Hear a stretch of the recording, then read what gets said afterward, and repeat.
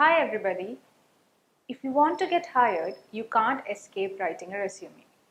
Thinking how to go about creating a good one? Let me help you. Welcome to the video series on resume writing. Before we start, did you know that a resume and a CV are not one and the same? A CV or curriculum vitae is your biography or detailed notes of academics, experience and projects undertaken, accomplishments, awards, honors and grants. A CV is written in a chronological order and the content does not change as per the job requirement. Chronological means following the order in which the events took place. On the other hand, a resume is a brief job-specific document that summarizes the job experience, skills, accomplishments, education, volunteer and extracurricular activities which are directly relevant to the particular position. The order in which it is written is of little or no importance, but the information must be right for the applied position. The length of a resume is usually 1 or 2 pages. Before we start creating the resume, let's go through a few points which need to be kept in mind. The language and the words to be used, the do's and don'ts. Even though the layout and content of a resume are important, words, phrases and sentences play a big role in keeping the recruiter interested in your profile. Language and grammar should be accurate, else it can give a wrong impression and reduce your merit. So what are the points to be noted? 1.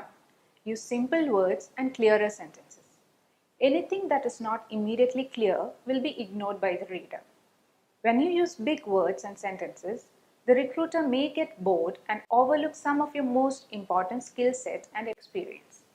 For example, my academic work combined with my hardworking attitude gives me the qualities necessary for marketing in a forward-looking organization like yours.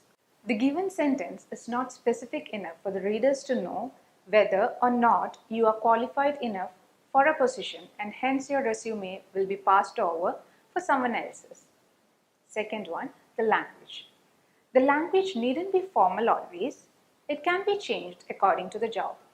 For example, you can use informal language for creative jobs and technical words and jargons can be used for a highly technical job. Jargons may be needed for listing experience in software systems. However, these type of words should be used only in appropriate sections. So what is so crucial about the words you choose? It is generally believed that the hiring manager's attention is up to only the first 15 to 20 words of your resume. According to a study, recruiters spend an average of only 6 seconds reviewing an individual resume. 3. Using keywords are another means to ensure that your resume gets noticed. Adding the commonly used keywords won't help, and don't add the same keywords again and again. The people reading a resume will see endless keywords such as successful, on time, within budget, etc. These are words that show how you solved a problem successfully. There are different types of keywords. Job keywords are words that describe your skills and qualification. They describe the hard skills you have that qualify you for a job. Action verbs show your ability to succeed. For example, words like accomplished, developed, managed, and handled describe what you have achieved. Keywords are used to match an applicant with an available job. The closer a match the keywords in a resume are to a job description, the better a candidate's chance of being selected for a job interview. One way to look for keywords is to go through the job description in detail and use words and phrases that can be reflected back in your resume. Another way to do this is to take a look at the job posting similar to the positions you are looking for. Look for words that you see in multiple job listings, especially under the qualifications and responsibilities sections. Let us wind up for now.